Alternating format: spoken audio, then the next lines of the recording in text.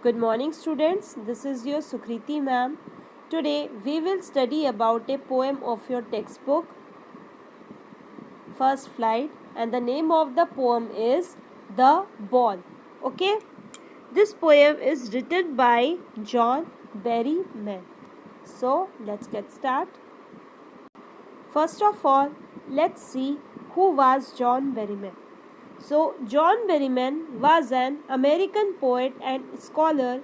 He is best known for Dream Songs, which was a sequence of 385 poems.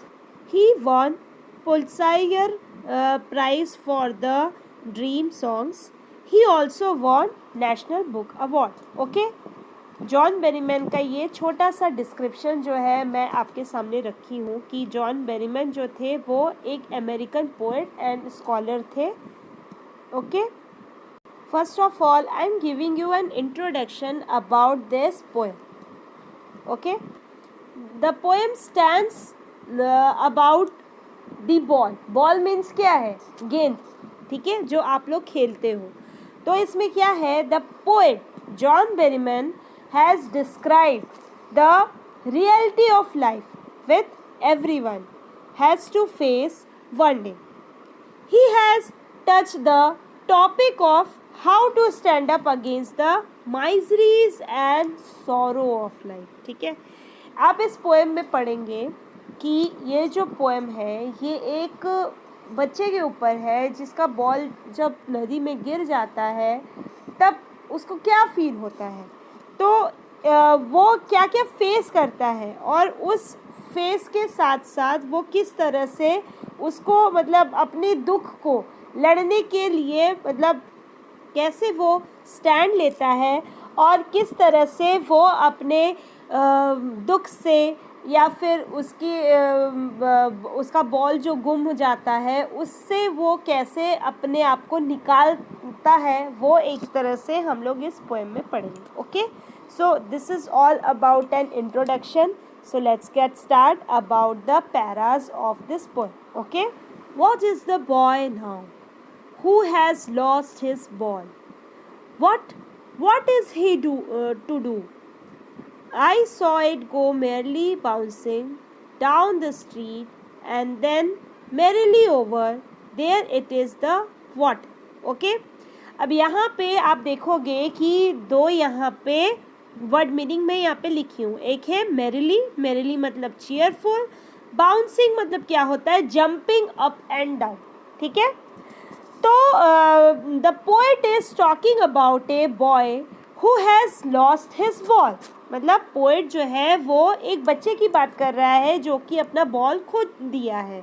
He wants to know about him and his reaction because he has lost his ball. वो उसका reaction जानना चाहता था और उसको कैसा feel होता है वो जानना चाहता था, वो देखना चाहता था. ठीक है, further he asked to himself that what this boy will do after losing his ball. फिर वो पोएट जो है वो अपने आप से पूछता है अब क्या करेगा वो लड़का जब उसने अपना अब तो उसके पास उसका बॉल नहीं है, वो तो खो दिया है अपना बॉल.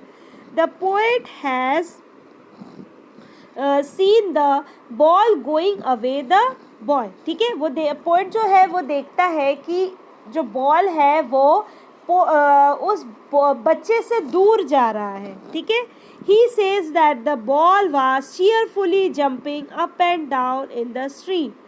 और पोएट बोलता है कि जो बच्चा है वो देखता है कि उसका जो बॉल है वो चीयरफुली अप एंड डाउन हो रहा है, स्ट्रीट में जा रहा है. ठीक है, this means that when the ball skipped from boys hand it went into the street and later on it fail into the near by river. मतलब इसमें पोएम में ये पोएट बोल रहा है कि इस तरह से बच्चा जो है वो देखता है कि उसका जो बॉल है वो चीयरफुली मतलब खुशी खुशी से अप एंड डाउन होते हुए बाउंस करते हुए वो पहले स्ट्रीट पे गया.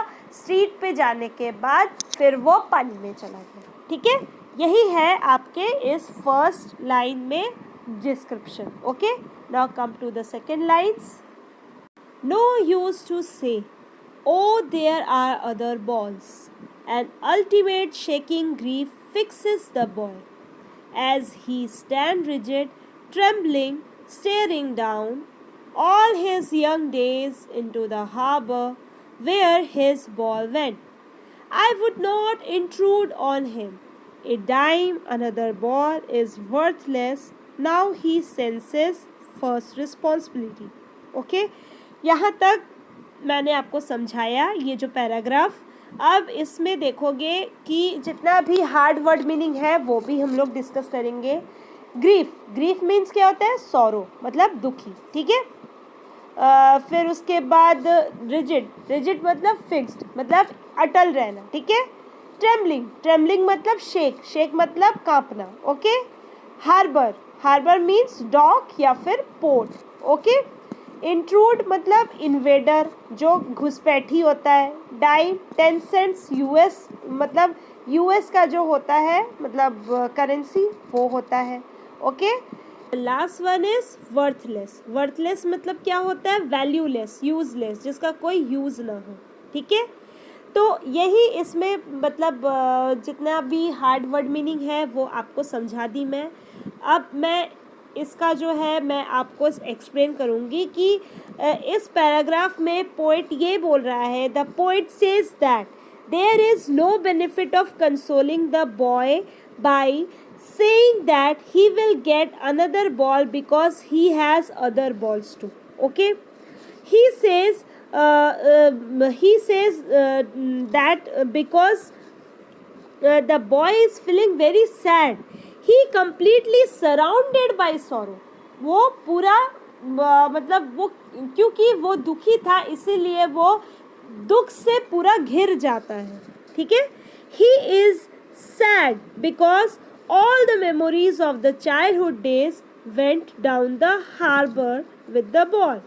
क्योंकि वो इसलिए इतना ज़्यादा दुखी था क्योंकि वो अपना बॉल जो है वो खो दिया था, और क्योंकि उसका जो बॉल था वो उसके चाइल्डहुड मेमोरीज़ को एक तरह से मतलब उथल पुथल कर रहा था उसके चाइल्डहुड मेमोरीज़ का, कि ये बॉल मैंने बचपन में ख़रीदा था, इस बॉल के साथ मेरी कितनी यादें जुड़ी है. और इसी तरह वो जो है वो उसी तरह पानी में उसके सारे सपने जो थे, सारे चाइल्डहुड जो थे वो बॉल के साथ साथ बह गए. ठीक है. समझ में आया?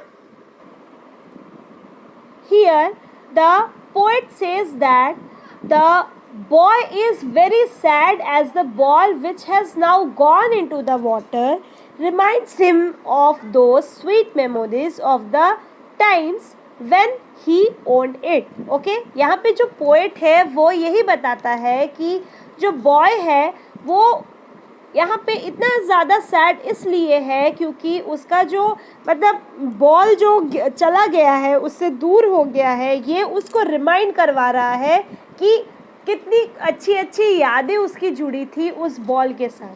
ठीक है. Of the times when he owned it. This loss is unbearable for him. ये जो लॉस था ये उसके लिए बिल्कुल भी असहनीय था, वो इसको ले नहीं पा रहा था. And he is grief stricken. ठीक है.